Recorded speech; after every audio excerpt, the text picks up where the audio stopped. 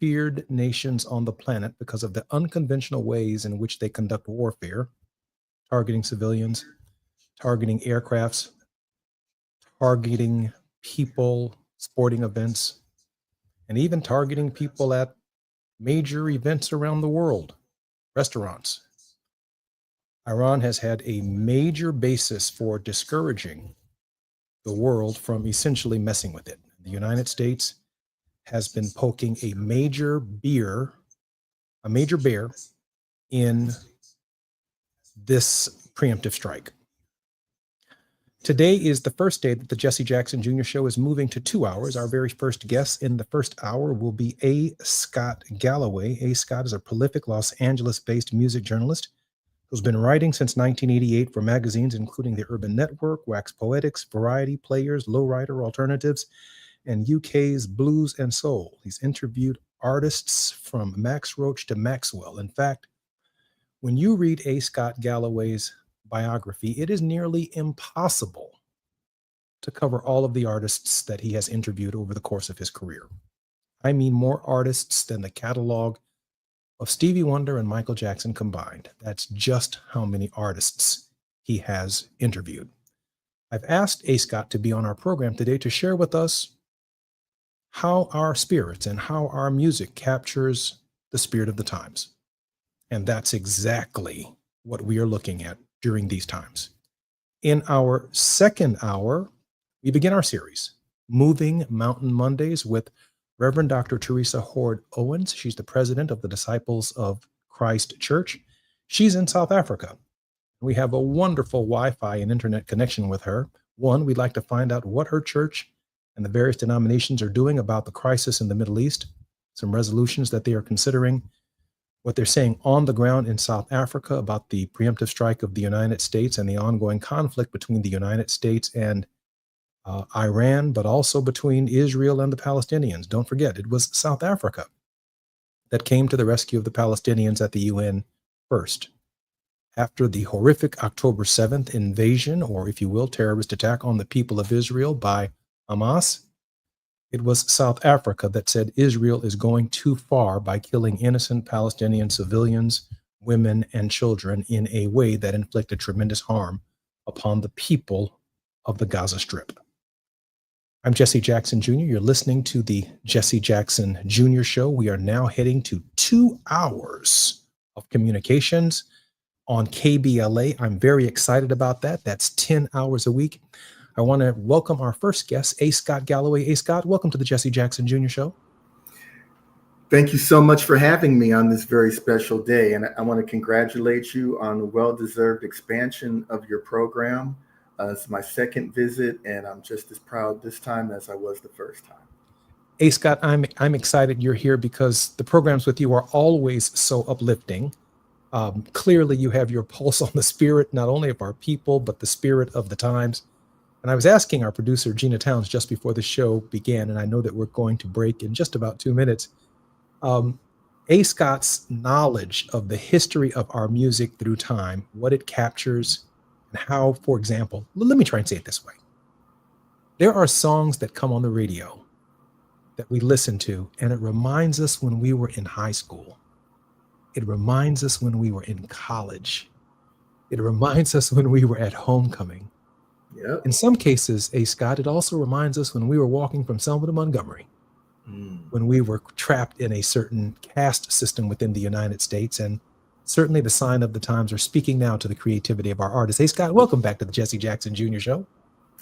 Like I said, an honor and a pleasure to be here to talk about my favorite subject, Black music. I love all music, but I love talking about our music because our music comes from such a rich and distinguished place, from all the different styles, all the different messages, and how much of our lives are incorporated into these songs, as you said, from Stevie Wonder's "Isn't She Lovely," writing a song about the birth of his daughter, Aisha, all the way to Kendrick Lamar, flipping America on its end with "They Not Like Us," at the Super Bowl, or whatever. It wasn't a Super Bowl, but whatever that I'm not a sports guy, but whatever that sporting football event was. The Super Bowl. Left, oh, it was a Super Bowl. Okay. It left a lot of people scratching their heads. That's for sure. So I'm Jesse Jackson Jr., listening to the Jesse Jackson Jr. Show. In the very first hour, my guest is A. Scott Galloway. He is a curator, a historian of Black music, one of the best that's ever done it, that's ever lived, that has covered our people and their history through music. And in our second hour, Moving Mountain Mondays with Reverend Teresa Horde Owens, our very special guest and host, who's on the ground in South Africa with her denomination. I'm Jesse Jackson Jr. When we come forward, A. Scott Galloway.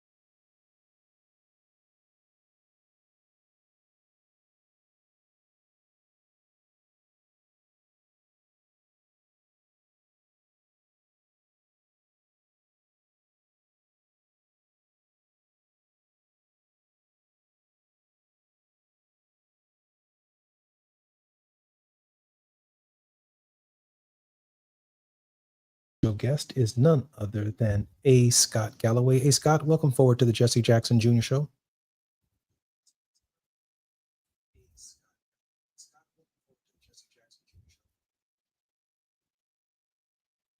Please bring A. Scott forward. A. Scott, how are you, man? Hello. Good to see you. Good to be here. A. Scott, let me ask you a question. These are very, very difficult times. And what is the reservoir of our faith, and where does it go during times like this in song? We have such a reservoir as Black African American people, descendants from Africa, and the amount of pain that we've endured and the amount of resilience that we've had to have to not only just survive, but to come back even stronger. And we just have so much creativity and so much music that has been a part of our lives, whether we're talking the spirituals, the gospel music that keeps us fortified in a spiritual manner, whether it be the jazz that uplifts us and has us swinging or has us going into deep pockets of thought because it's such a incredibly rich kind of music that you can just really open your mind to. Funk and whatever that makes us dance and celebrate and shake off the blues. The blues, like my shirt here, BB King, Indianola, Mississippi Seeds. You know, BB. This is a great album with a watermelon as a guitar, definitely telegraphing the roots of his story and our story. So the tapestry just it goes on, and it is so incredibly important for us because it's not always about multi-platinum selling artists. It's about music that speaks of and to our situations. And right now in this country, um, we are not the immediate target of what's going on right now, but we understand it. And wow, it just really blows my mind. I never personally thought that I would be watching the things that are happening in this country right now to any citizens or even so-called illegal immigrants. This place has a very ugly history, but this is it has a beautiful history too. But what's going on right now in America is just abominable. Abominable. Hey, Scott, you were talking a moment ago about the tapestry, and in this moment, I don't know if you saw the movie Sinners, but there Yes. was this amazing scene in the juke joint Yes. where Coogler covered the complex history of the influence of African American music, art, expression, culture. In and of itself, just that 2 to 3 minutes of Sinners, in and of itself should win an Oscar and a number of Yes. major awards. Your thought about the tapestry, one in Sinners, but also the tapestry of our music in terms of what you already indicated, the fortification of our faith. Yeah, first of all, I saw Sinners twice. I live in the Coachella Valley in the desert, and I saw it by myself and I actually made some friends that day. And then I took my father to see it a week or two later in IMAX. And both occasions, the movie's just incredible. We could do a whole show on that. That scene, to your point, is exactly what I was going to say. That scene alone is worthy of awards. And it just speaks to that connection that we have. I mean, this music is a through line, and whether it's an acoustic guitar, a banjo, a conga drum, Jimi Hendrix electric guitar, Mahalia hollering, it's all connected, and it's all a part of what keeps us vibrant, what keeps us hopeful, what keeps us fortified to survive and to thrive. I mean, you can't. Black folks, I'm telling you, we've been through so much, and the music, whether it's Marvin Gaye or whether it's Miles Davis or Public Enemy, we are always telegraphing that Mm. which keeps us strong and that which needs to be known. We tell the truth, we put it out there, we don't sugarcoat it. We put heavy beats, heavy emphasis on it, and it's music that gets heard. One of the most interesting things I find about our music, we a couple of weeks ago or last week, we had the passing of two incredibly major American pop artists, Brian Wilson of the Beach Boys and Sly Stone, the leader of Sly and the Family Stone. Mm. And I will take nothing away from either one of those gentlemen, but Black music really goes far. I don't think you're going to find many Black stations in the 60s and 70s that played the Beach Boys, as whether you love that music or not. But when Black music connects, it connects, home runs all across the board, top 40, pop, rock, the soul stations where it started. Our music is just so vibrant, and it hits everybody. It really does. It's just, very pure and powerful, and yet also not homogenized, because everybody wants a piece of it. Everybody wants to feel what we feel. And, they always say, they want our rhythm, but they don't want our blues. Mm. Um, they love what we create.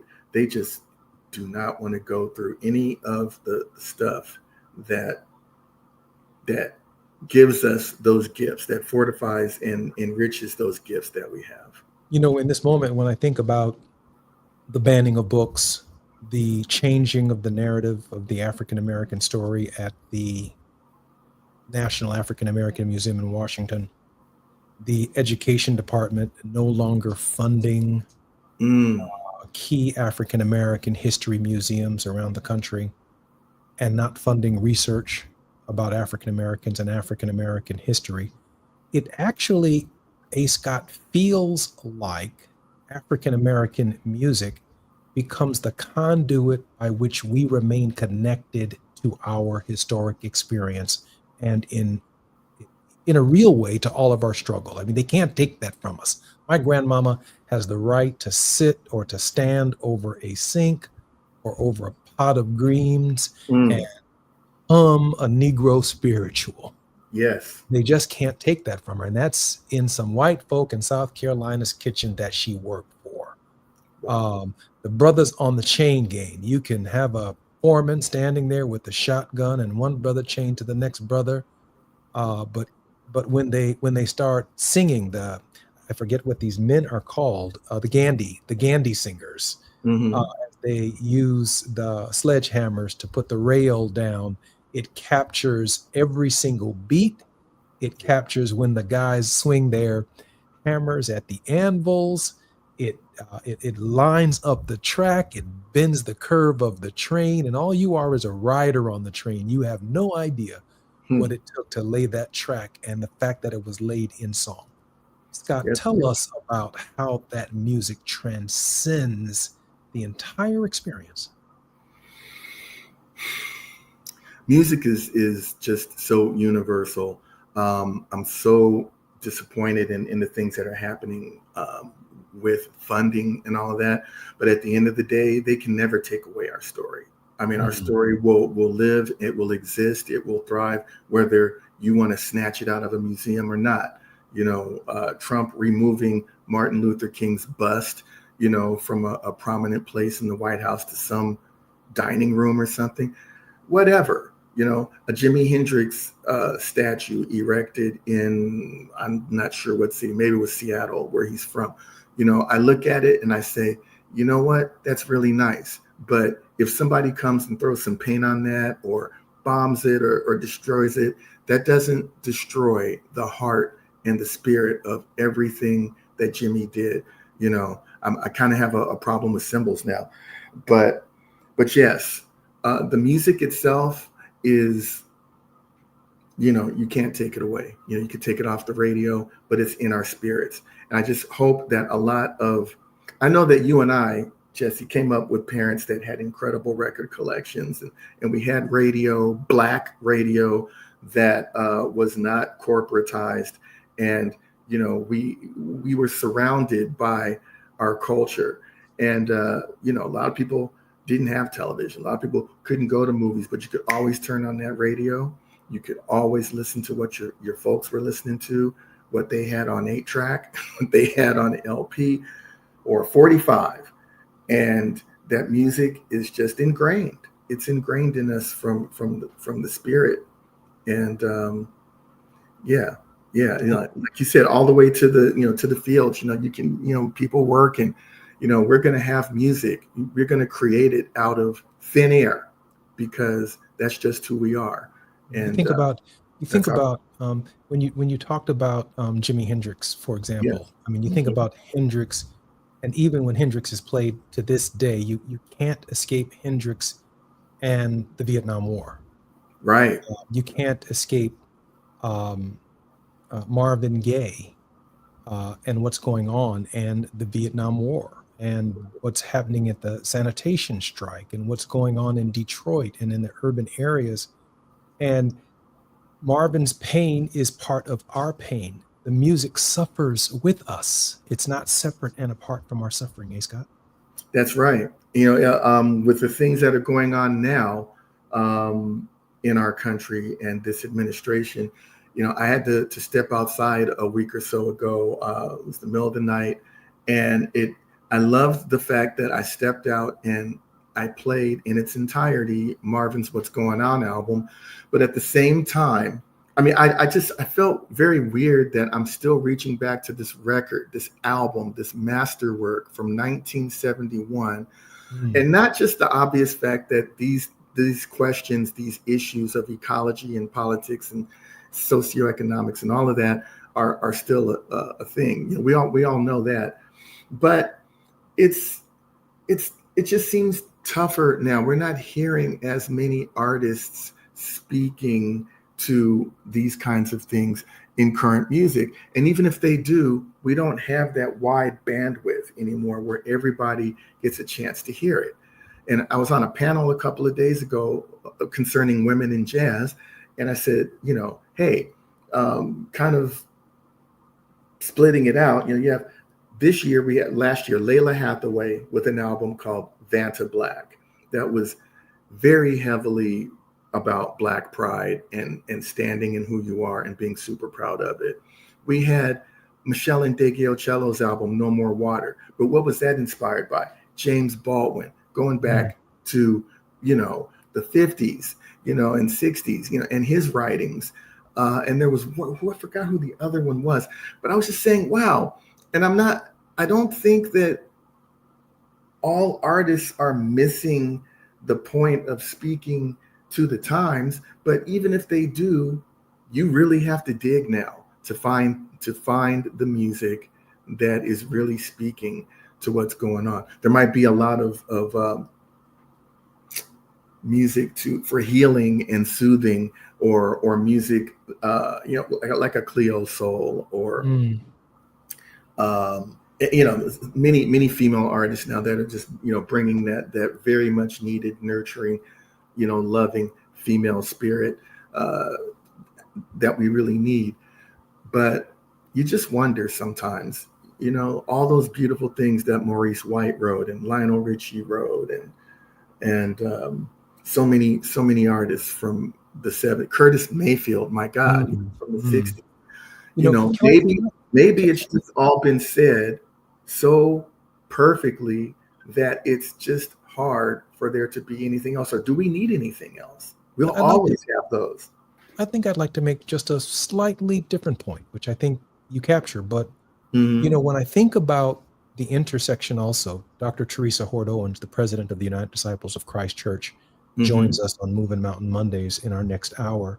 Yes. Her husband, for example, is the choir director of a major church, a renowned choir director.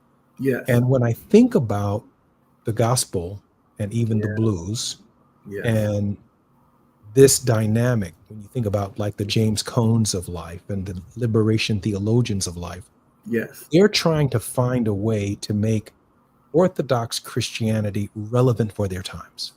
Yes. And then gospel music had to become relevant for their times. And so no one who was marching or going to jail or fighting the power were separate from their faith. They were trying to make their faith work. It just wasn't a Sunday faith.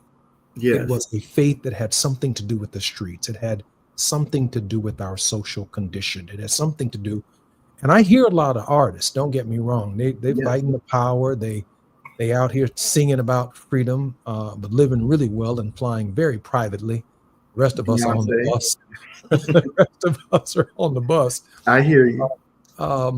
It's like the lyrics are right, but the place that it's coming from isn't the same place it came from for Mahalia. No, it's not. I believe that prosperity and Black folks having had enough of suffering and helping others or being under the foot of, you know, there really is a thing now where it's not about just survival and we're going to get over the man, you know, with his foot on our neck. It's like, no, we are going to be, there's going to be more Muhammad Ali's. There's going to be more Simone Biles. There's going to be more Barack Obamas. It's like, we're going for the mountaintop now, the Martin, you know, it's like, you know, we've had it, you know, we want to party. We're going to celebrate us. We're going to be our full color self, 360 degrees. And yeah, and gospel music and spiritual music has definitely had an evolution. over the years, some people argue that it's not an evolution because they don't like when anything gets in their minds diluted. You know, they like the pure message. They like things to stay a certain traditional way.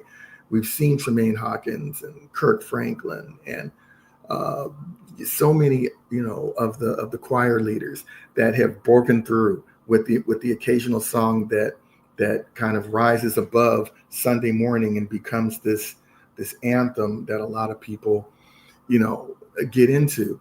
But I just think that, yeah, the difference now is that I think a lot of the young people are not about, so much being on their knees and praying for something. They want change now. They want all the best of everything now. They don't want what a lot of the generation that came before them and how they lived and got through things.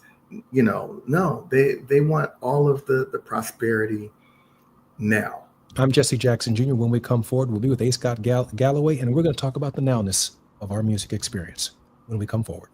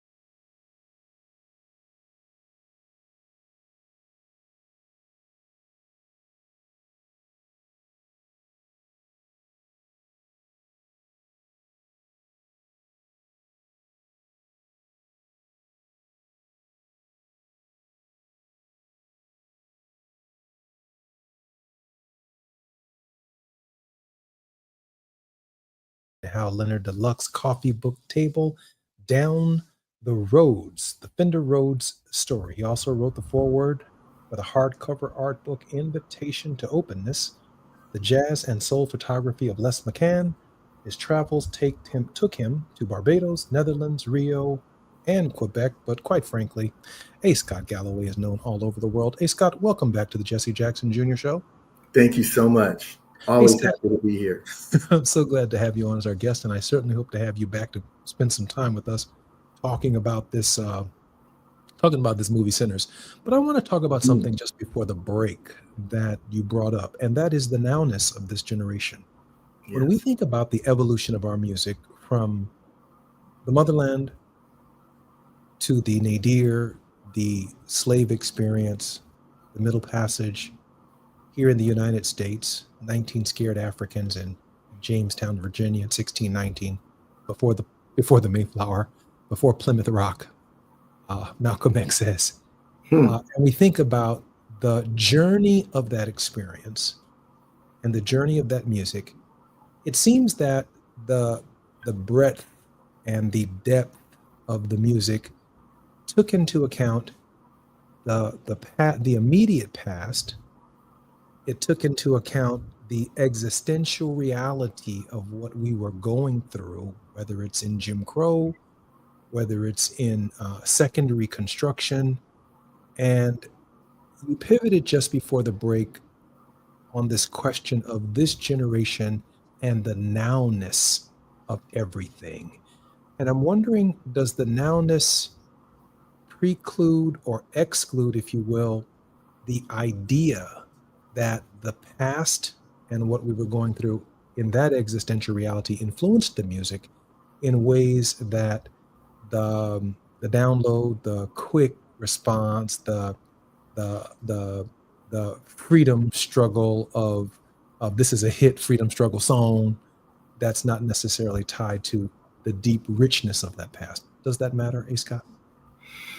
It does matter, and I always feel like I always tell people there's always lots of very powerful music that's being made, but it's not what we tend to be exposed to on these talent shows, on television, or on national radio.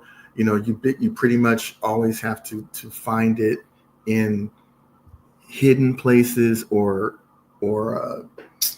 more underground places, such as certain radio shows, usually on college radio stations, of course, on the internet. It's really hard for me to say because once, you know, a lot of current music, I'm 60 years old, so I don't really listen as, I don't even follow a lot of what current music is going on as far as pop music. I'm listening to artists that are doing the things that I would expect to happen, such as, like I said, Michelle Ndegeocello, people that are pulling styles together, people that have messages and they're pulling inspiration from deep wells, like a James Baldwin or someone. You know, it's really hard for me to put a finger on how young artists, how much they really respect, appreciate, and have absorbed the richness of their own culture musically, and if they have that desire to really bring it forward message wise and everything. I mean, I think, you know, they would all love to be the next Aretha or Donnie or Marvin, you know, in a success terms, but you know, some of the most promising voices of the last 20, 30 years barely made any albums. And I don't, you know, I mean, they were very highly praised, and but they didn't have a through line of communicating and really connecting the world to what's going on as far as music. And I'm talking about Lauryn Hill, who everybody would expect her to have made several albums now that have spoken and continue to speak about the great things, or just to speak about life and Black woman life, Black life, whatever, and including it as brilliantly as her debut album, The Miseducation of Lauryn Hill. Mm. D'Angelo also, a couple of amazing records, and then a 20-year gap, and then, another album that was, I don't want to be put the critic's hat on today, but I didn't think it was, his best work. I couldn't even understand a lot of what was being said on that record, literally, just the way he was singing. When I think about, artists and messages with a through line, I mean, with all of the problems that Marvin Gaye had, he was continually making records, and they weren't all what's going on. He did love records. He did sex records. He did, it's a divorce. I have to, in order to pay my first wife off, I have to make this record. Here, my dear, And what I'm saying though is that he never stopped. Like, he was a creative artist to That's me. like Tyson taking on one more fight. Okay, oh my That was God, the IRS. But I just mean, if you're an artist and you're supposed to reflect your times, as Nina Simone has classically said, and a lot of artists have taken up that mantle from her quote, as an artist, it is my responsibility to speak to the times.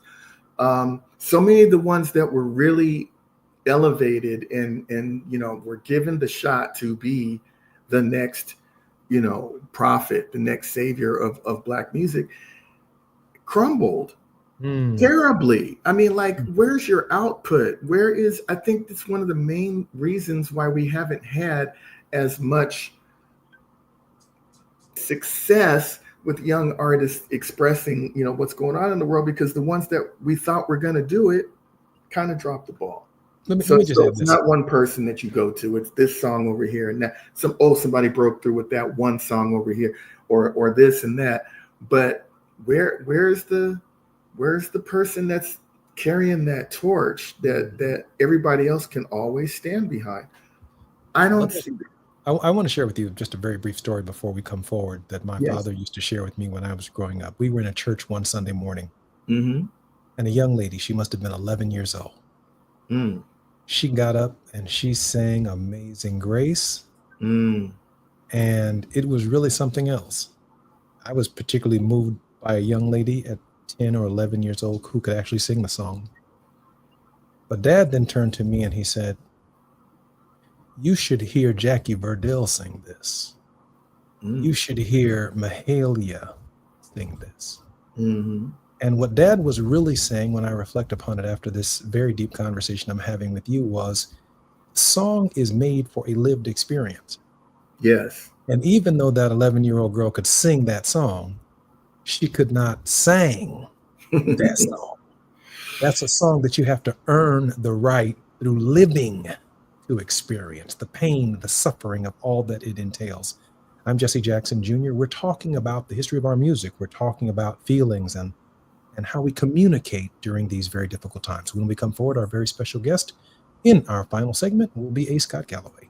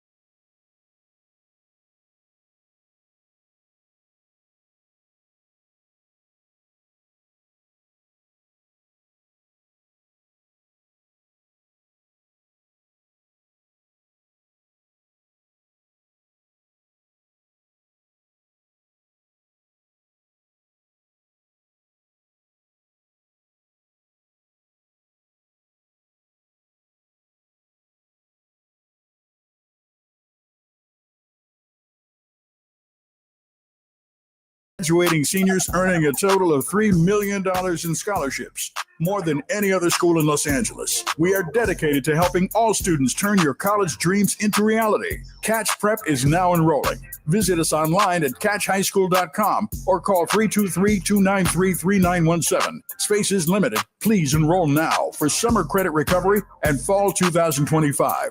Call 323-293-3917 or enroll today at catchhighschool.com. You're listening to Jesse Jackson Jr. on KBLA Talk 1580.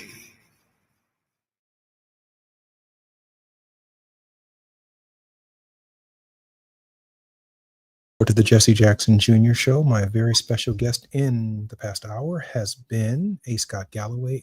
A. Scott is a music aficionado, a historian par excellence of African American and Black music from the beginning of our journey to the present era.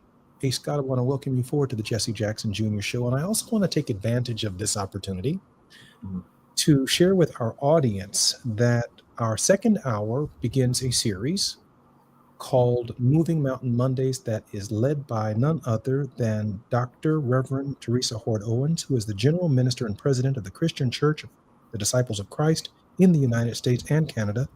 She's the first person of color and second woman to lead the denomination and the first woman of African descent to lead a mainline denomination. She is with us here in this segment, in part because her husband is a choir director, a renowned choir director of one of the most influential choirs in the city of Chicago. And I wanted her to share with us and to share with Scott the importance of music in our faith and spiritual experience. Dr. Owens, welcome to the Jesse Jackson Jr. Show. And please welcome A. Scott Galloway. Hello. Welcome. I've enjoyed listening to the conversation. A. Scott Galloway. Thank you. I think what you said about music being lived experience is so important. Let me give you a good example of that. I lead a denomination that's like 80% white, 10% Black, 6-7% Hispanic, 2 to 3% Asian Pacific Islander. I pastored a white church in the suburbs of Chicago in Downers Grove, Illinois. And I tried to bring some music to them, some basic contemporary stuff. What I learned was that they couldn't sing the song. They didn't get why it was important because they hadn't lived the experience. They hadn't dealt with the oppression. They hadn't struggled.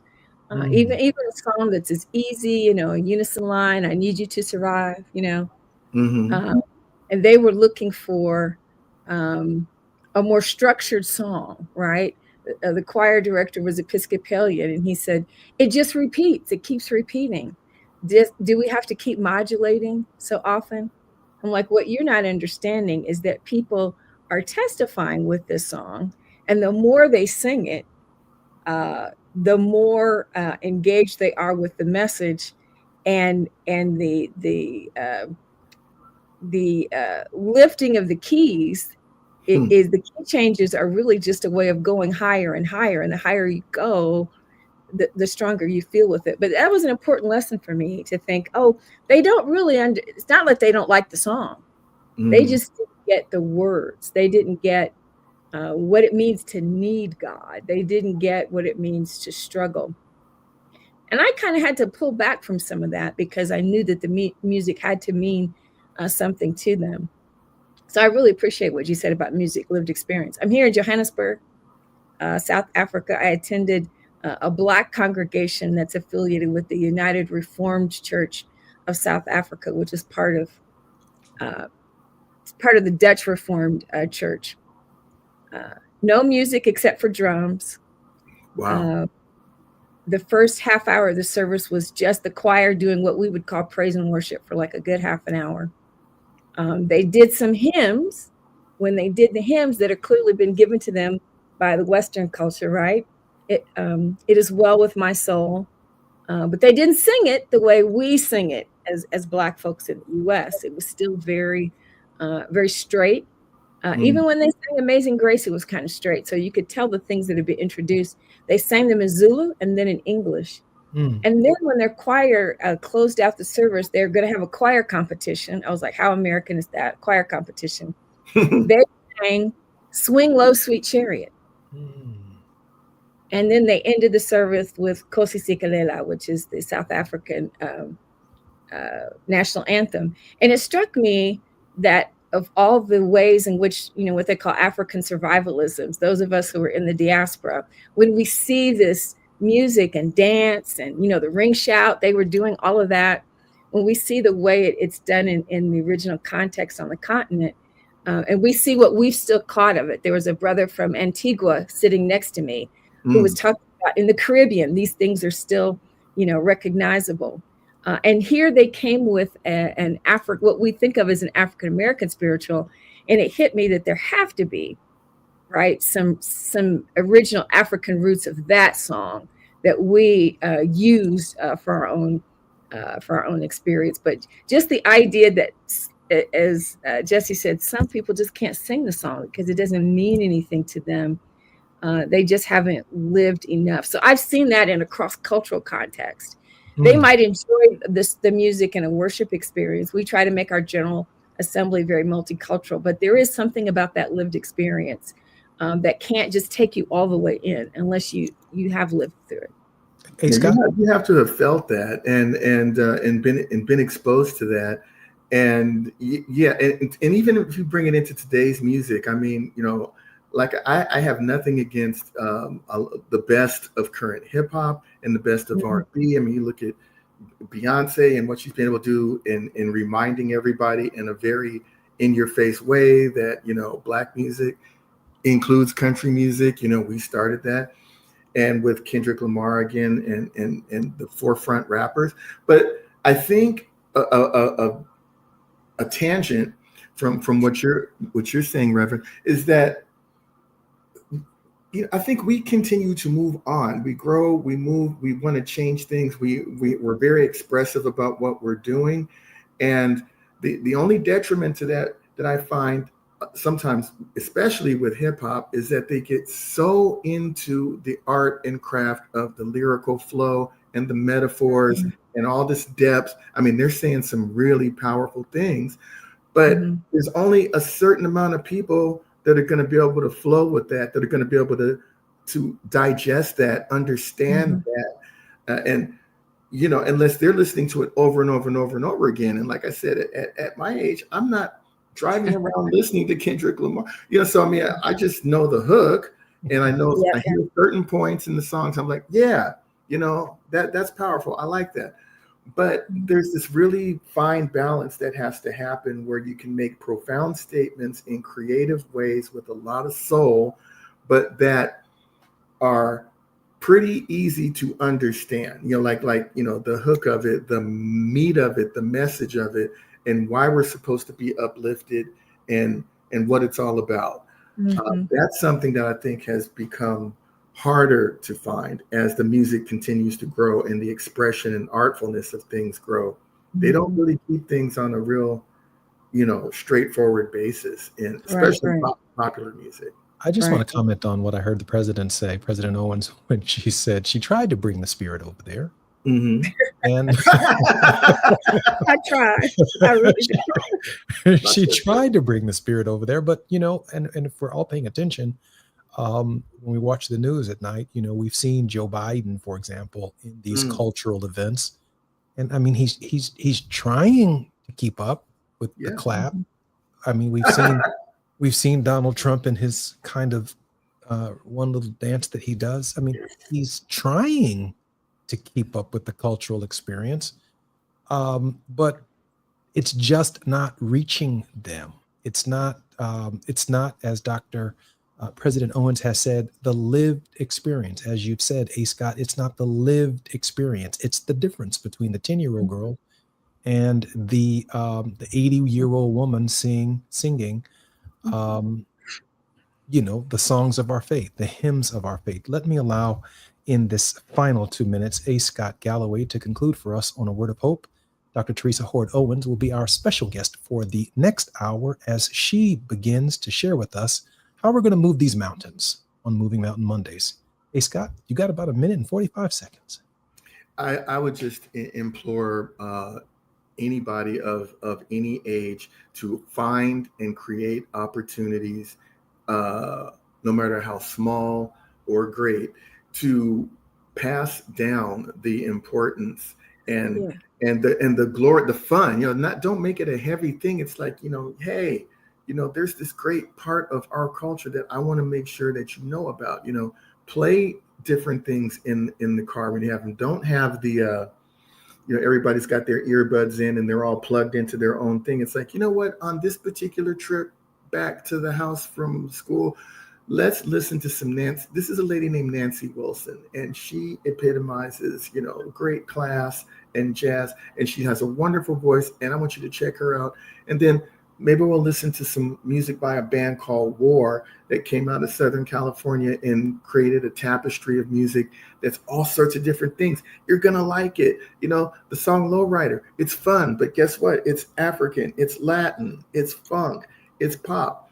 This is good stuff, to listen to, let alone, some serious spiritual music or some straight ahead jazz or some down home blues. Always create those opportunities for young. I'm Jesse Jackson Jr. You've been listening to the Jesse Jackson Jr. Show. In this hour, my very special guest has been A. Scott Galloway.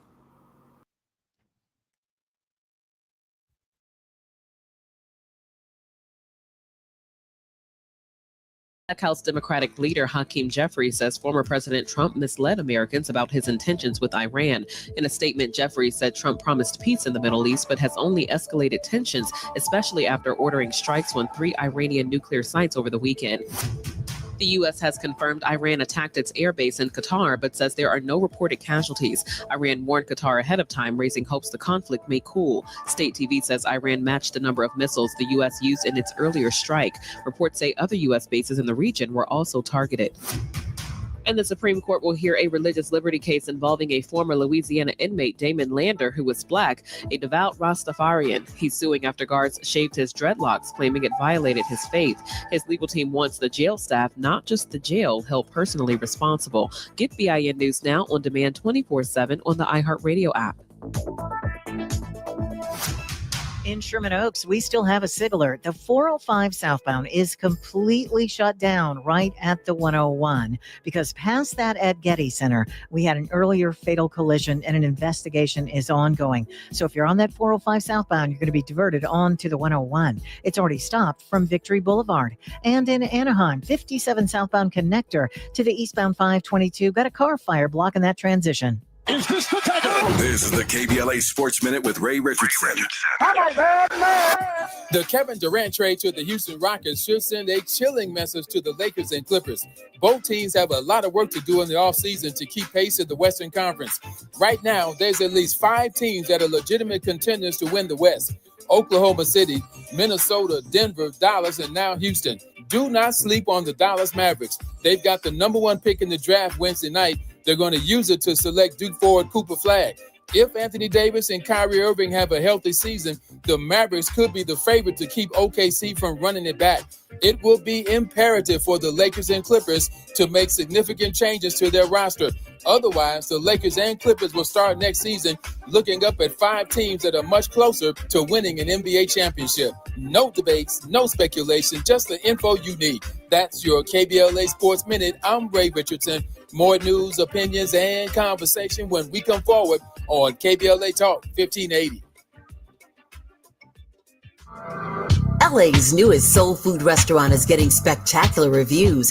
Great place with amazing food. The Sunday champagne brunch is fabulous. I saw the place on IG. We tried it for lunch. We were blown away by the food and the service. The restaurant has an inviting atmosphere and a dynamic vibe. Over the years, Lionel has catered most major Black events in Los Angeles, including all of our KBLA Talk 1580 gatherings. But now he has his own spot, Lionel's Soul Food Cuisine, and you need to check it out at 8501 South Vermont Avenue in Los Angeles. Oxtails, baked or fried chicken, meatloaf, turkey chops, pork chops, catfish, short ribs, and all the fixins. Collard greens, mac and cheese, yams, red beans, black-eyed peas, and more. And of course, hot water cornbread, satisfying drinks, and delicious desserts. Lionel's is a great place for brunch, lunch, or dinner. If it's good enough for us, it's good enough for you. because we've got your black. So head on over to Lanelle Soul Food Cuisine at 8501 South Vermont Avenue in Los Angeles and tell Lanelle you heard about it on KBLA Talk 1580.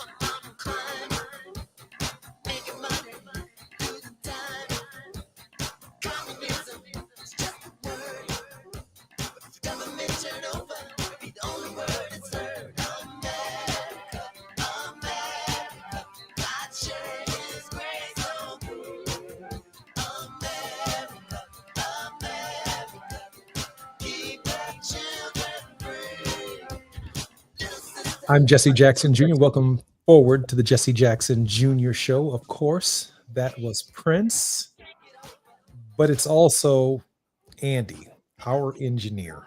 Andy, thank you very much and welcome back to the Jesse Jackson Jr. Show. Andy was one of the first engineers that I had when I came onto this radio station, and I'm so grateful for his service and his work. In this hour, we are introducing a new series called Moving Mountain Mondays, and we couldn't find a more appropriate and a better pastor, preacher, leader than Reverend Terry Hoard Owens, who is the general minister and president of the Christian Church, Disciples of Christ, in the United States and Canada. She's the first person of color and second woman to lead the denomination and the first woman of African descent to lead a mainline denomination. Elected in 2017, Dr. Reverend Hoard Owens was reelected to a second term as general minister and president in 2023. Her ministry actively reflects the disciples' priority of being an anti-racist church, being a movement for wholeness, welcoming all to the Lord's table as God has welcomed us. Her exhortation to the church is this: let's be the church we say we are. It is in being who we say we are that we actively bear witness to God's limitless love for all.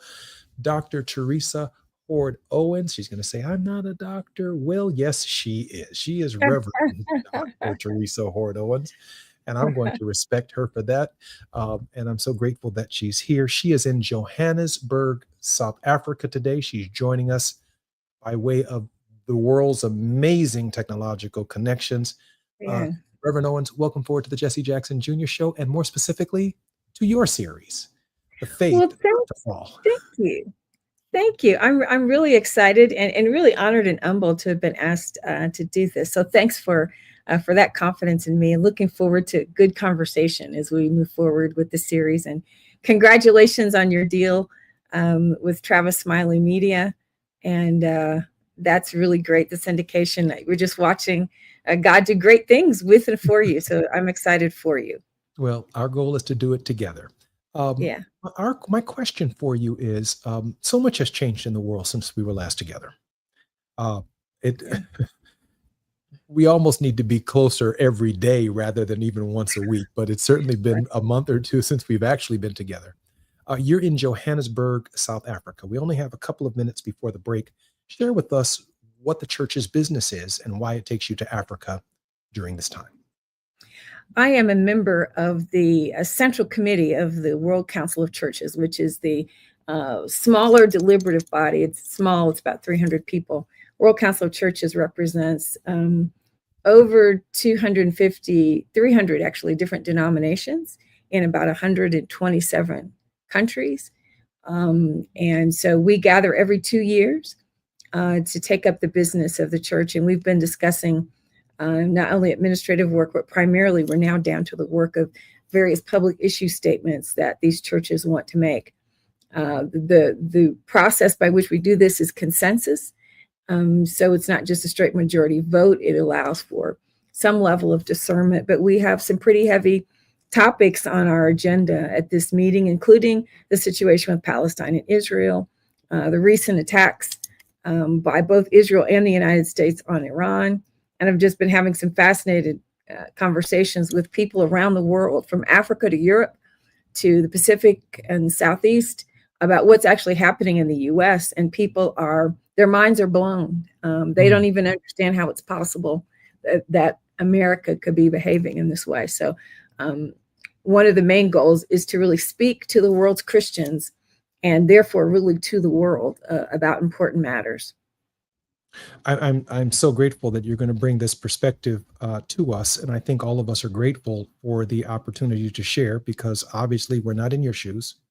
We're not there. We're not in a mainline denomination that has African Americans, but a far larger non-African American constituency as part of the churches that you represent, and the congregants that you represent as general, minister, and president of the Disciples of Christ. When we come forward, we're going to cover some of these issues with Dr. Reverend Teresa Hoard Owens, where we will be discussing many of the challenges confronting the church across our country, across our world, and here at home. I'm Jesse Jackson Jr., listening to the Jesse Jackson Jr. Show, The Faith Not to Fall, with our very special guest, Reverend Dr. Teresa Hoard Owens, on her weekly series, Moving Mountain Mondays. I'm Jesse Jackson Jr. It's afternoon drive time with Jesse Jackson Jr. Only on KBLA Talk 1580.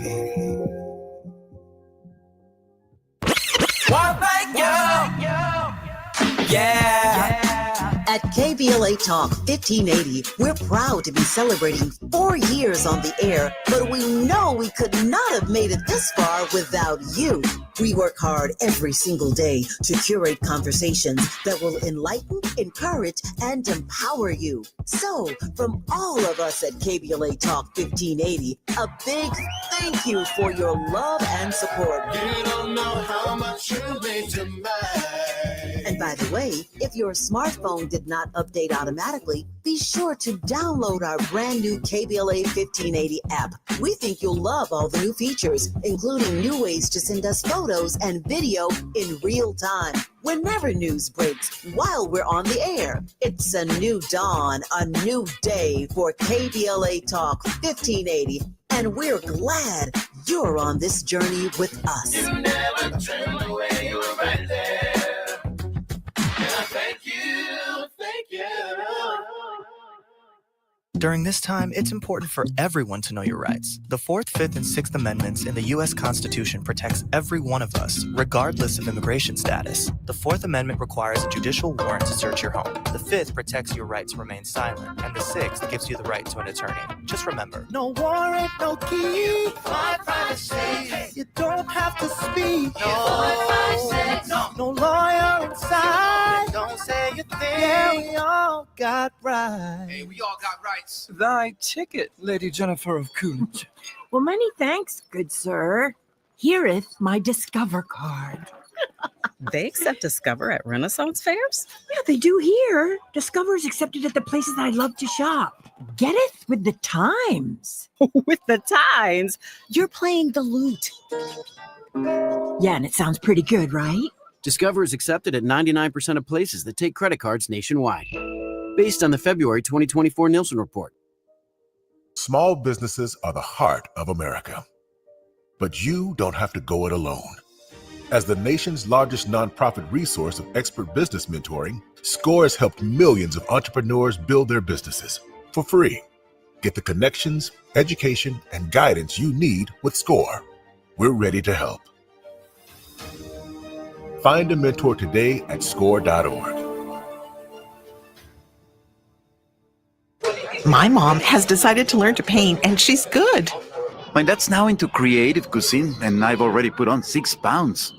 Learning new things comes with age. My mom, she started forgetting my name and what we're talking about. Forgetting well-known things doesn't. Memory loss may be a sign of Alzheimer's disease. Early detection gives you and your loved one time to plan for the future. Learn the warning signs of Alzheimer's at 10signs.org. Brought to you by the Alzheimer's Association and the Ad Council. Now back to more of Jesse Jackson Jr. on KBLA Talk 1580.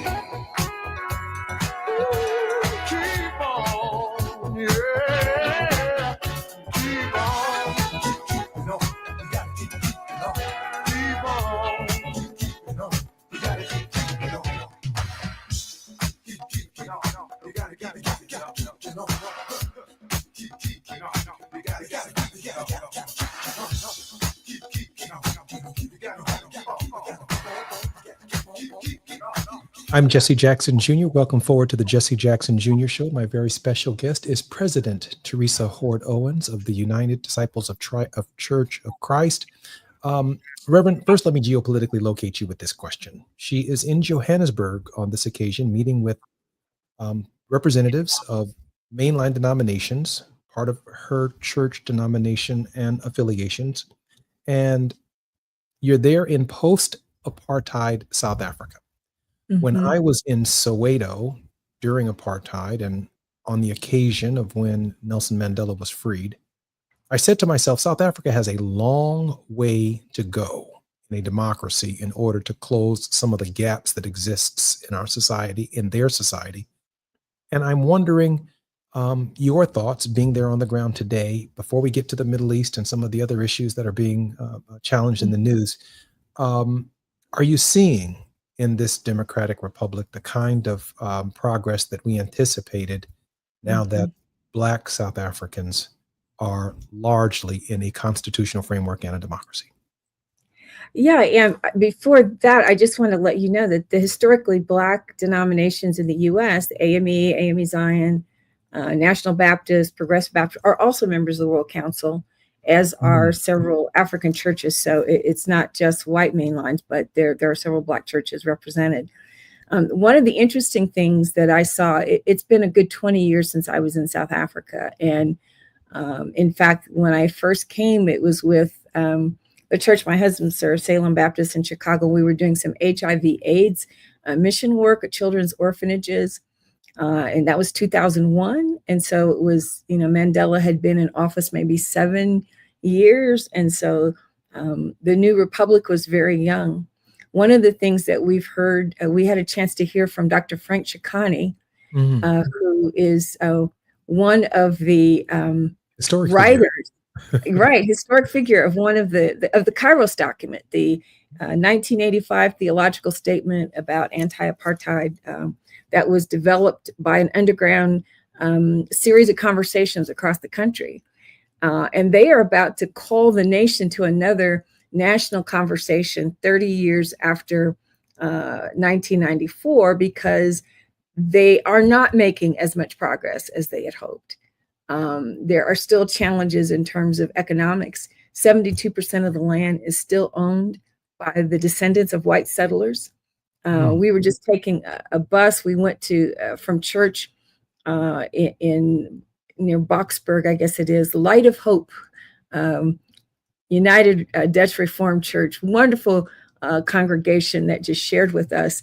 And you saw on the from the highway, the rooftops of shanties that you would have seen in the settlements. So that presence of extreme poverty is still quite there. And there are places where you'll see a more middle-class existence, but there is not the same kind of economic opportunity that they had hoped for. And so the nation is hoping to begin another conversation about what went wrong and where they have stalled out. So it's sort of interesting. There's now Constitutional Hill. They've made a visitors tourist site out of the old local prison, where they would imprison folks who were caught without passbooks, all that good sort of stuff. So they have a constitutional court that's set up. You can tell that there's still sort of a weariness in the economy. And I see a more vibrant sense of personal agency than I did even 20 years ago. I have noticed that, but I'm not sure that the promised land is not within reach. The structural racism is still present because in many cases, Black folks still don't really own enough of the economy and enough of the economic engine for everybody to have access. I'm sitting here floored by that 70+% number that you gave us about land ownership still being in the hands of do we call them Afrikaners now? I mean, are they still Afrikaners, or are They will citizens say of South there are white Afrikaners, but they will call them, the settlers. They use that term a lot. And just to be clear, the one thing they have stressed to us is that there is no genocide happening with white Afrikaners, as has been reported in the U.S. press. White people are not having their land taken from them. That is just not true. And they have said this over and over, and they are confounded and highly annoyed by the disrespect that was shown to their president when he came to visit Mr. Trump in the White House. So there's no love lost there, I would say. Yeah, he was Zelensky'd. I mean, he showed up in the meeting and the guy started berating him. He started playing videos that didn't have anything to do with South Africa whatsoever. Correct. Just a misinformation campaign to humiliate the South African president. But the other exciting thing we saw on the campus of the sort of a conference center where we're meeting was a South African sort of community college conference. So if you could imagine at a Black school campus, everybody's got their gear on representing their school. I almost expected to see a step show break out, but young people from across South Africa are in a huge conference, development work, I'm sure, but it's students who are students in community colleges. So there is that continued focus on what's possible for the next generation. So it was really exciting to talk to some of those young people who were fascinated by who we were and where we were from, because they saw there are Africans here from all over the continent: Angola, Nigeria, Kenya, Cameroon, South Sudan. I met someone from South Sudan who'd had his visa revoked. He's a student at Virginia Theological Seminary. So we're seeing the impacts of U.S. policy all over the world. And I had the opportunity to talk to some people who were really impacted by it. But the Africans are, it was great to make common cause with them. And we have a meeting actually within the WCC of Africans and Africans in the diaspora. And there's going to be a huge conference back in Johannesburg next October. So I'm planning to attend that and really looking forward to participating, as are one of the co-chairs of that group are Dr. Frank Shabani from South Africa and Reverend Dr. Angelique Walker-Smith, who's been in ecumenical spaces for many years, serving the National Baptist Convention. But it's been uplifting for me to connect with African brothers and sisters, and my own African ancestry is Nigerian. So whenever I meet anybody from Nigeria, I'm hugging on them and we're loving on each other. So that's been a beautiful part of it. I was on a panel asked to speak about injustices in my context. And, you have to name racism, you have to name your particular context. And as Africans were on panels, they also named their context as being Africans. And one man, one of the highest compliments I've ever gotten in my life, he said, "You represent we people of African descent so well." I'm not sure there could have been a higher compliment paid to me, to be both embraced and to affirmed as a Black woman from America, able to connect and to have my brothers and sisters who are from African churches feel that I was in touch with who they are and where they were coming from. One of the in the critical thinking and the mind of our producer, Gina Towns, Princeton Theological Seminary student, she envisions this show, the second hour of every show, and certainly Moving Mountain Mondays, as providing a platform for Reverend Owens to expand her voice across the country, around the world, because she has so much to contribute beyond her denomination to what's going on, the debates that are taking place. And so we are particularly honored that as this show grows, Dr. Teresa Hort Owens' voice is going to grow as well. With that said, share with us the church's reaction to the news of the U.S. involvement in Iran. And of course, feel free to date back to the tragic events of October 7th that led to the war with Hamas in the Gaza Strip. the work that you have done, Reverend Barber, have done on poverty here in the United States, which was obviously at the foundation of Martin Luther King Jr.'s desire to end the war in Vietnam, but the consequences of war and national treasury are abroad, and whether or not the United States should have intervened in this conflict. Reverend Owens. Yes, we've had major conversations. I kind of worked my way backward. There are a couple of draft statements that are before the Central Committee, one on what's happening in Palestine and Israel's actions there, but also the recent attack on Iran by both Israel and the United States. And in having those conversations, there have been, I think we're getting greater consensus at this point on the fact that what existed prior to October 7th, what existed was really a state of apartheid by Israel in Palestine, where there is racial and ethnic segregation. You have to have a particular kind of a license plate.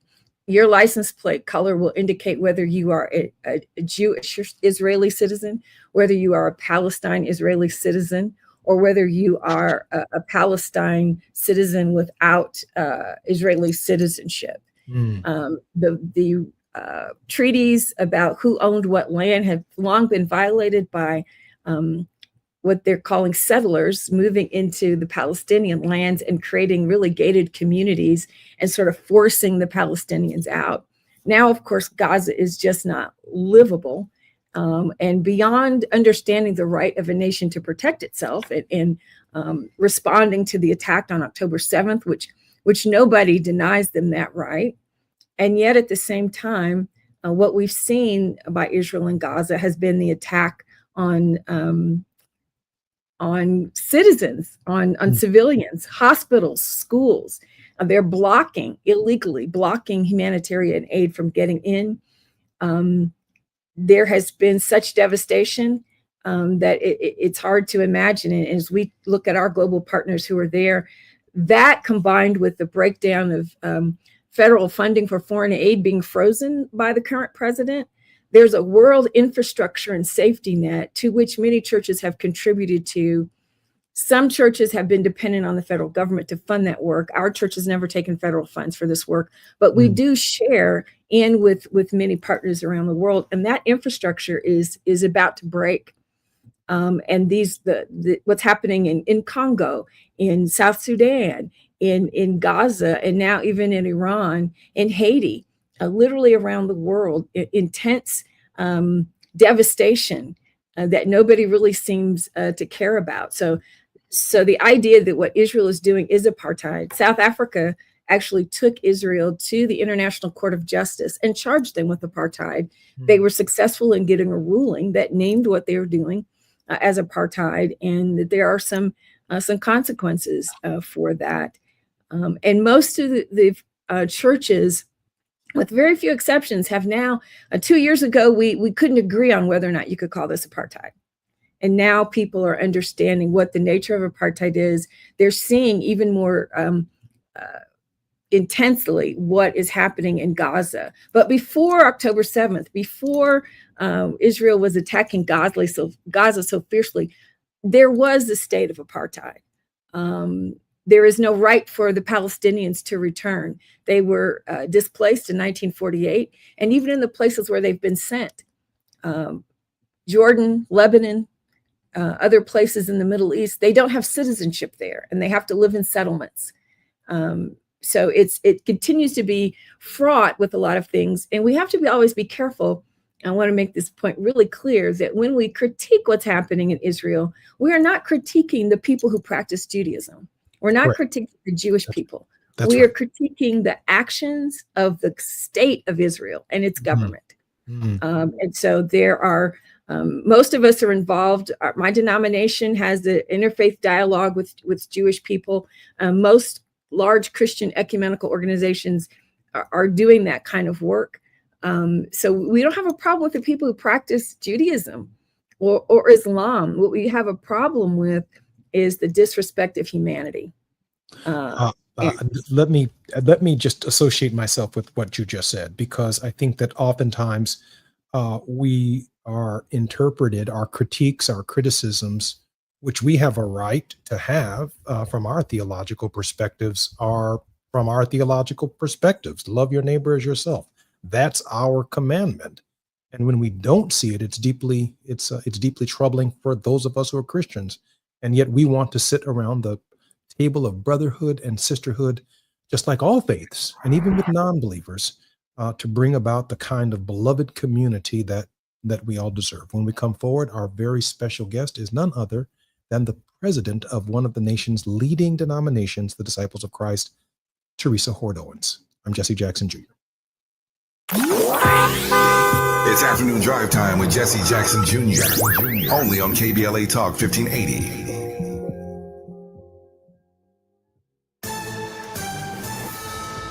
I'm Amber Payton with BIN News Now. Black House Minority Leader Hakeem Jeffries says President Trump broke his promise to keep the U.S. out of foreign wars by launching an attack on Iran without congressional approval. The New York Democrat says the strike goes against the Constitution and bypassed diplomatic options that were still on the table. While he agrees Iran must not obtain nuclear weapons, Jeffries says the administration failed to pursue peaceful solutions. Jocelyn Savage, who claims she and R. Kelly are engaged, is denying claims from her parents that she's brainwashed or being controlled. In a new video, she says she's been with Kelly for 10 years, proposed to him 3 years ago, and still hopes for his release. And Black Los Angeles Mayor Karen Bass is warning about masked men posing as immigration agents. A viral video shows them pepper spraying and forcing a man into an unmarked car in Santa Ana. Officials have not confirmed if they were real agents, raising fears of impersonation and possible crimes. Get BIN News Now on demand 24/7 on the iHeartRadio app. In East LA on the 5 southbound right at the 710. Going to do a break trying to clear a stall in the Sepulveda Pass. Our SIG alert has cleared 405 southbound right after Getty Center Drive. All lanes have been reopened.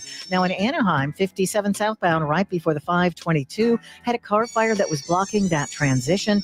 They got it up onto the tow truck and it caught fire again. So right now that left lane is still going to be blocked.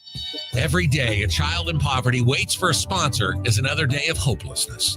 There are thousands of kids who've been waiting over a year. End their wait. Sponsor a child with compassion today. Just text the word radio to 83393. This is the KBLA Sports Minute with Ray Richardson. The Kevin Durant trade to the Houston Rockets should send a chilling message to the Lakers and Clippers. Both teams have a lot of work to do in the offseason to keep pace in the Western Conference. Right now, there's at least 5 teams that are legitimate contenders to win the West: Oklahoma City, Minnesota, Denver, Dallas, and now Houston. Do not sleep on the Dallas Mavericks. They've got the #1 pick in the draft Wednesday night. They're going to use it to select Duke forward Cooper Flagg. If Anthony Davis and Kyrie Irving have a healthy season, the Mavericks could be the favorite to keep OKC from running it back. It will be imperative for the Lakers and Clippers to make significant changes to their roster.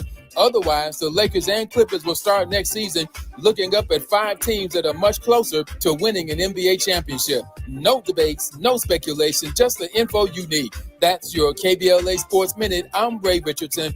More news, opinions, and conversation when we come forward on KBLA Talk 1580.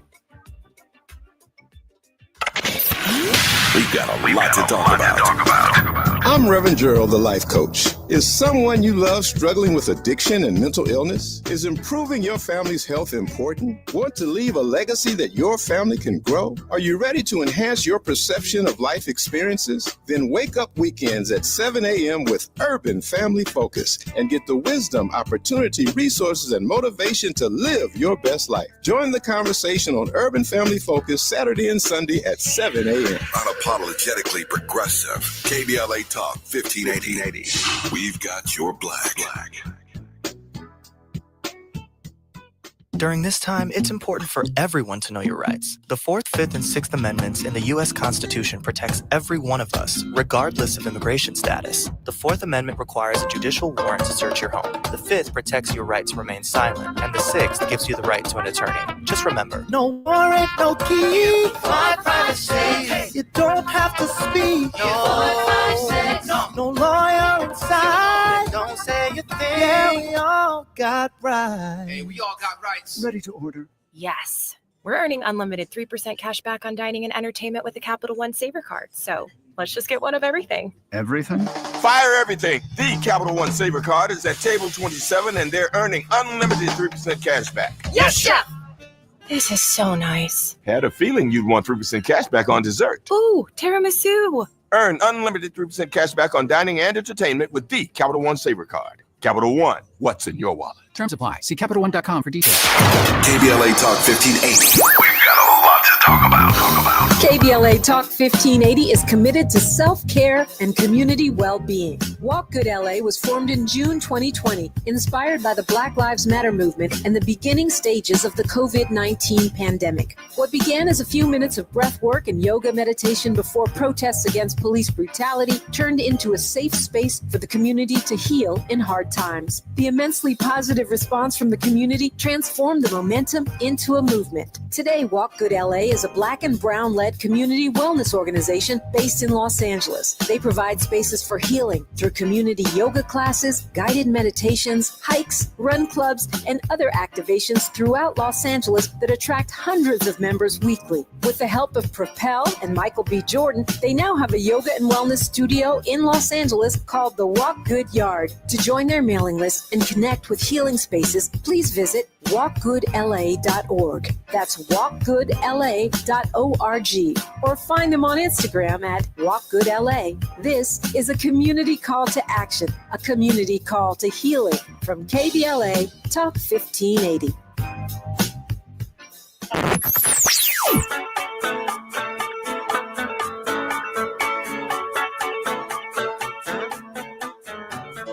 This is KBLA Talk 1580. Talk radio that's music to your ears. We're unapologetically progressive. KBLA Talk 1580. You're listening to Jesse Jackson Jr. on KBLA Talk 1580.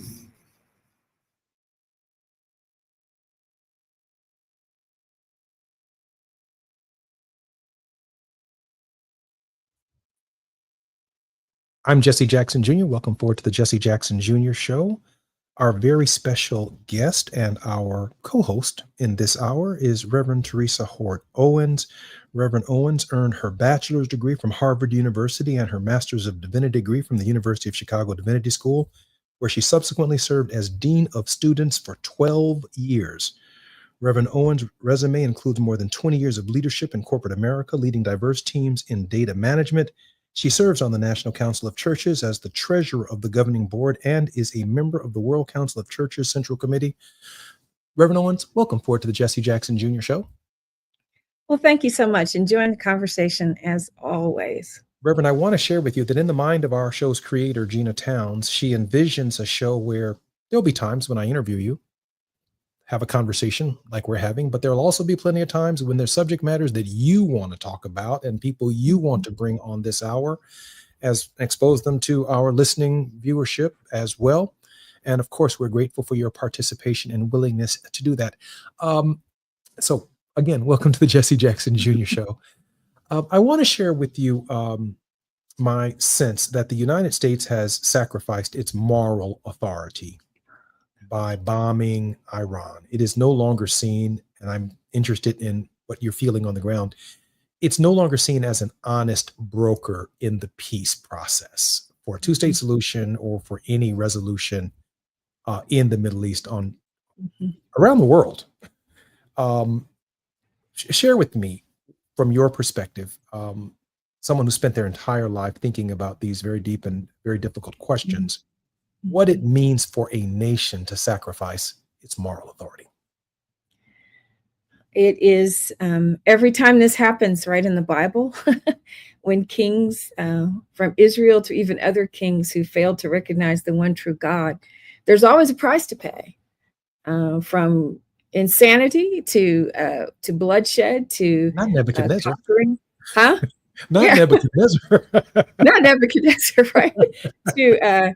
To diaspora. And I think that notion, part of the many of the protests I've been involved with on an ecumenical basis in DC, asking for the Congress to have moral courage to speak back to the actions of the president, Here in South Africa, we're 7 hours ahead of Central Time here. So I was already up getting ready for church and turned on CNN and saw the news. I thought it was a joke almost at first. I'd gotten a news alert on my phone. And that was the conversation with everybody as we were all on buses being sent to various churches. I think one of the concerns that I see Christians having, not only in the United States, but around the world, is that we have indeed lost that moral high ground.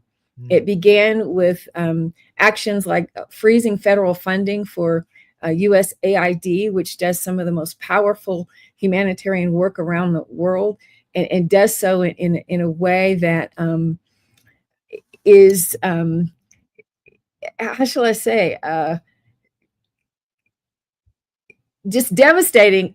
People are literally dying, Jesse, because they're not getting this food. And we've heard from many countries around the world of what it means for them not to be getting this aid from the United States. Children are dying.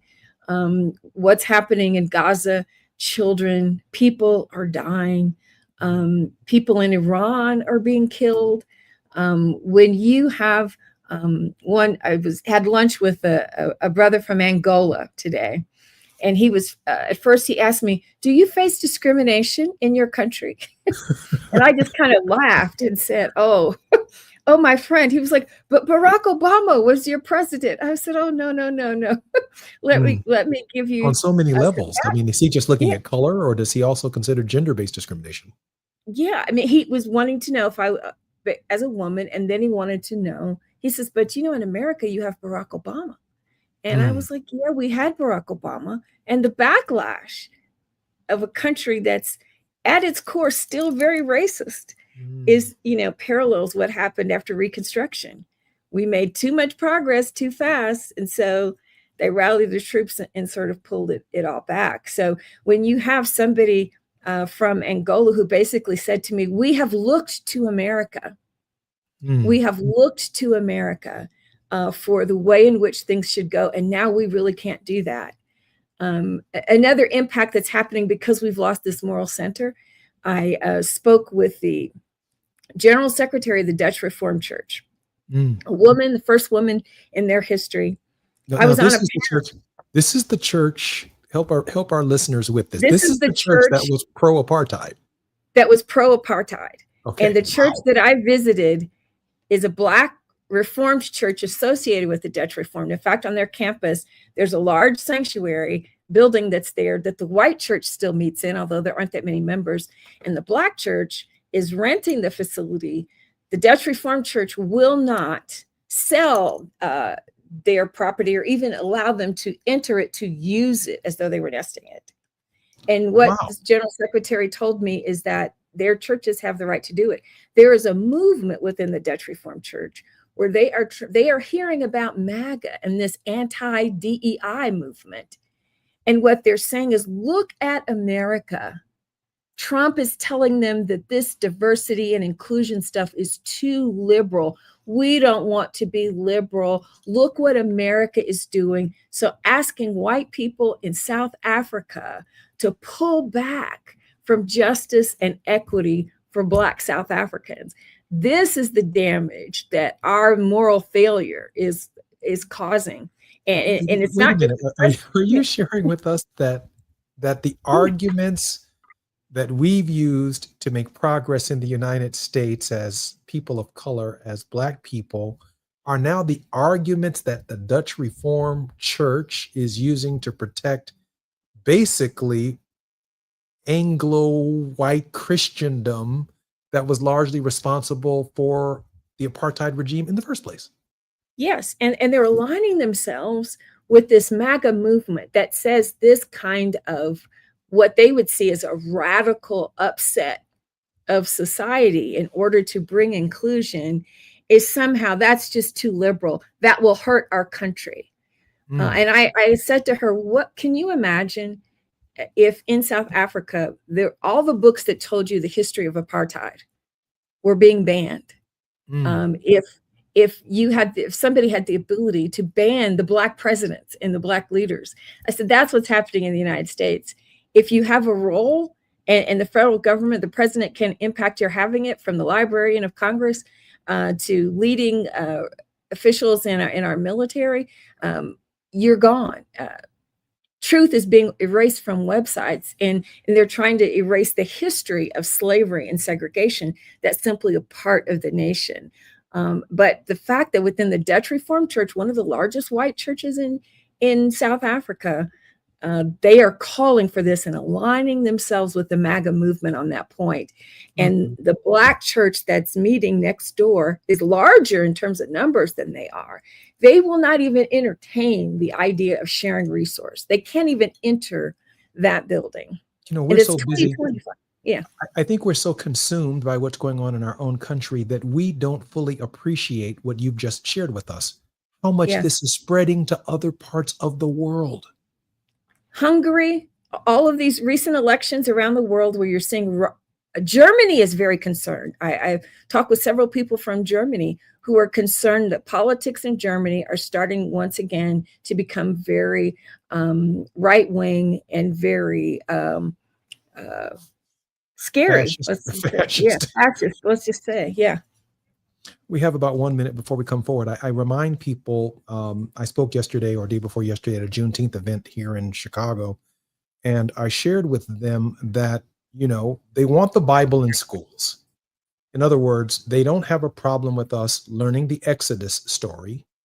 They don't have a problem with us learning Mr. Netanyahu's story, but they have a problem in public schools sharing with the American people and the public how we got out of slavery. And that same God that was concerned about and responsible for the Exodus story is also the same God that's responsible for our story. Amen. And our story includes adding stars to the flag. It has something to do with 13 stars leaving the flag. It has something to do with many battlefields around this country, and it leads to a 13th, 14th, and 15th Amendment. And so Juneteenth is part of our Passover. It's part of our Seder experience. Correct. When we come Correct. forward, Reverend Teresa Hord Owens, The Faith Not to Fall, on Moving Mountain Mondays. I'm Jesse Jackson Jr. When we come forward, we have a couple more questions for Dr. Teresa Hord Owens, and then she will lead us with a word of hope. I'm Jesse Jackson. While you're stuck in traffic, we can at least bring you up to speed on the news of the day. You're listening to Jesse Jackson Jr. only on KBLA Talk 1580.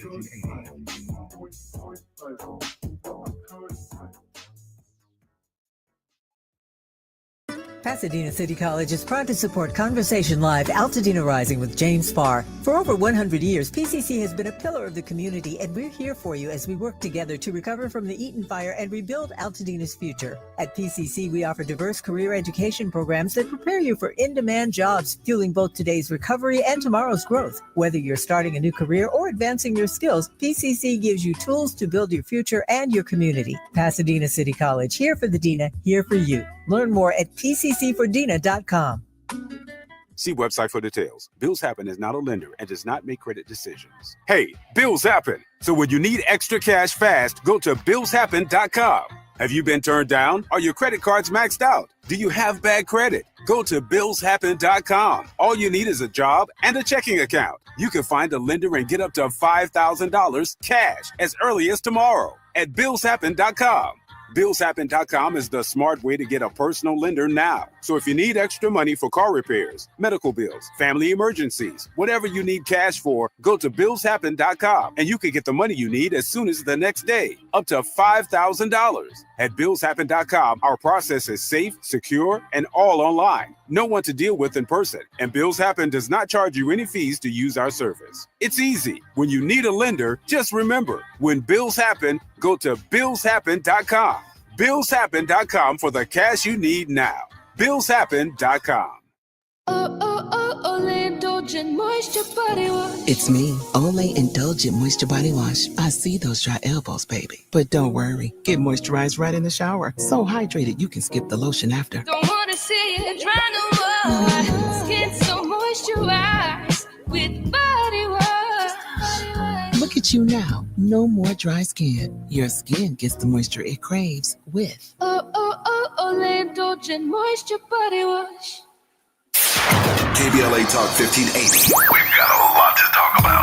KBLA Talk 1580 reminds you, when we fight, we win. The Youth Justice Coalition is challenging America's addiction to incarceration and discrimination. YJC works to dismantle policies leading to mass incarceration, law enforcement violence, and the school-to-prison pipeline. Their approach, transformative justice, community intervention, free LA high school, legal defense, and system monitoring. YJC promotes safety without relying on prisons. Their goal, prevent system contact and help people exit the system through direct action, advocacy, and education. Want to get involved or need help? Call 323-235-4243. That's 323-235-4243. Join YJC in creating change. When we fight, we win. KBLA Talk 1580, your voice for justice. This is a community call to action from KBLA Talk 1580.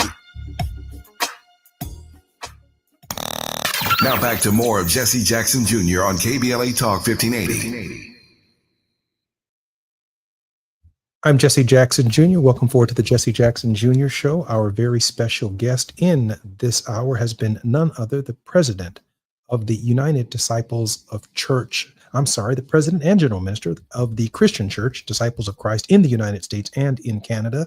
She represents a very major mainline organization of Christians here in the United States, and she's in Johannesburg, South Africa at a international ministers conference where they are not only organizing themselves, but also reflecting upon and considering major resolutions on peace in the Middle East and peace throughout our world. Dr. Owens, Reverend Owens, welcome forward to your show. How about that? Well, hey, how is that? Yeah, I love the picture that you're showing. These are the other representatives from my denomination who are there. You'll notice an Asian man who is he's Korean American, is our ecumenical officer. The Black man there is the president of Disciples Overseas Ministries, the part of our church that does global work. The bearded white man next to him is head of our churches in Australia.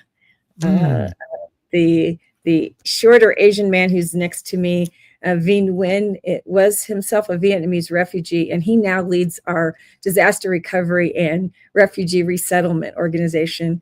The tall guy in between the two Asian men is on the staff of the World Council of Churches, and he's part of our denomination.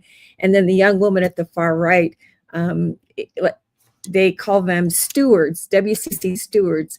It's sort of like being a Senate page. And so there are several young adults who are here learning about ecumenism and, working with us all. So it's one place in the world where I don't have to explain who my denomination is, because we've had such a long history of being ecumenical and leading in these kind of national and international spaces. So I'm proud of this team here. I find as I look at this picture and I think about your ministry and your presidency, I think about my father's logical political solution here in the United States in 1984 and 1988, red, yellow, brown, black, and white, precious in all God's sight. And he began the Rainbow Coalition. And I think Dr. King's next level of that work was a spiritual integration beyond the political. We're Asians on one side of town, we're African Americans, we're Hispanics on another side of town. We come together to vote. But what I saw in that picture and in this moment, what I see in your ministry is the spiritual integration of our faith. And that is fundamentally different than the political integration of our faith. Politically, we're hoping that the Rainbow Coalition comes together and regains control of Congress, and we get this regime out of politics. But at the level of spiritual integration, I don't know anyone who's done more work in this realm than you, and certainly the work that Reverend William Barber has done. Yeah, I think the World Council, because it's been this conciliar body, groups of people representing all of these more than 200 denominations coming together for a World Assembly every 8 years, and then the Central Committee meets every 2 years. When Nelson Mandela became president, and the leaders of the World Council of Churches met with him, he spoke to the Central Committee and thanked them. He said, if it had not been for the World Council of Churches speaking up against apartheid, he said, I might not be president today. And we've been reminding those in that room of that legacy. And I actually, during my panel time, we're talking about the injustices in my context. I was like, how much time do you have? I'm living in the United States right now. I said, we need people and Christians around the world to speak against the government of the United States for their immoral acts. We need them to speak up. We know that it can make a difference, just as we're speaking up against genocide in Armenia. And we're not saying enough about the South Sudan and Congo and the places where Black and brown people are being affected. We're not saying enough about that, unfortunately. But there's a draft statement that will, in fact, address all those contexts. But I really am excited because one of these draft statements will, in fact, critique the U.S.'s actions in Iran. And I think it shows the power of a very diverse group of people coming together across all kinds of political contexts to say, this is kingdom culture. This is not East or West culture. We're talking about this is what Jesus has taught us, and this is what we're about as Christians. And we don't care who the nation is. We need to critique you. And we've been lobbying those of us who are from the U.S. to say, please do not be afraid to speak truth to my nation. And when that document is on the floor tomorrow, I will be going to the mic to speak for it. Please I will be bring us- encouraging them as an American citizen to say, you must hold my nation accountable. You simply must. Please record it and please send us some of that live audio so that we can create a future program for you with your own remarks on the floor of that what do you call it? Is it a conference? It's more than a conference. It's kind of a World synod. Council of Churches. It's the meeting of this decision-making body. The World Assembly only happens every 8 years. And at that assembly, they elect about 300 people who will meet with, there's a smaller executive committee, but we meet every 2 years. We're sort of like the general ongoing board of the World Council, everything from finances to policy and education. So I just want to ask you one last question and then give you final word on this, our first inaugural show of your program. When I think about your education, a graduate and alumni of Harvard University, and I think about the first African-American woman to head Harvard, I think about her presentation before the Congress with 2 other heads of major universities and how they were essentially sacked over the idea that they didn't issue strong condemnation on their campuses against anti-Semitism. When I think about their reaction and response, including limiting and ending the tenure of Claudine Gay at Harvard. When I think about the troops that are being placed in our American cities, from Los Angeles to Texas, and some other governors are now encouraging or authorizing the National Guard to quell protests. For me, it's no longer about ICE. It's almost as if those of us who would be coming together to say what's taking place in the world is wrong, and that the genesis of so much of this activity does take place on college campuses. And so the first bomb wasn't dropped on Iran. It was dropped on the Constitution. It was dropped on protests at colleges, and now it's being dropped on cities. Your thoughts on that, and then I'd love for you to share with your listeners, our listeners, a word of hope. I think you're absolutely right. And when you look at, we were in the Apartheid Museum yesterday afternoon, and you see the images of young people. Frank Chibaki was a young man 40 years ago when the Kairos document was being developed. When Nelson Mandela began his work, he was a young man. Mahatma Gandhi, a young man. Martin Luther King, 26. Your dad, a student, right? North Carolina A&T. So we have so many legacy moments when young people have arisen. We are seeing some of that on college campuses. I'm really proud to be a Harvard graduate in this moment. After the whole President Gay debacle, Black alumni were pretty disgusted, but we have been very proud. I understand the president of Harvard got a 1-minute standing ovation at commencement because of his work to resist what's happening. The Northwestern Black Alumni Association normally gets money from the university to host a celebration for Black seniors. And this year they were told they could not use the university's name for this Black event.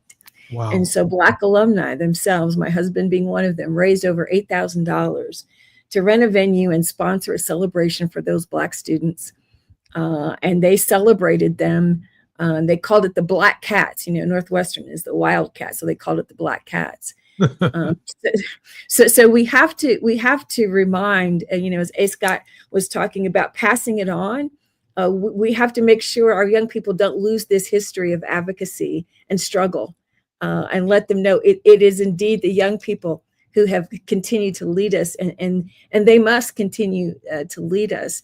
And I hope we will have, certainly something I'm committed to is to sharing this history and then empowering them and giving them space to move and lead, and not just waiting for us to get too old to move before they can assume the reins of things. So I think that's really powerful. I think our hope is indeed in those young people, and the truth crushed to earth will indeed rise. The fact that I just believe that love is the strongest power on earth, love and truth. Walter Brueggemann, a noted Hebrew Bible scholar and theologian who just passed away on June 5th, said that truth-telling is the emancipatory vocation of the church. And I want to have t-shirts made with that. Truth-telling is the emancipatory, the freedom-making, the liberating work of the church. I'm Jesse Jackson Jr. Yeah. I'm Jesse Jackson Jr. This is Reverend Teresa Horde Owens. She is moving big mountains on Moving Mountain Mondays. When we come forward, we'll be with Dr. James Zogby and Barbara Arnwine on tomorrow. Thank you, Dr. Owens.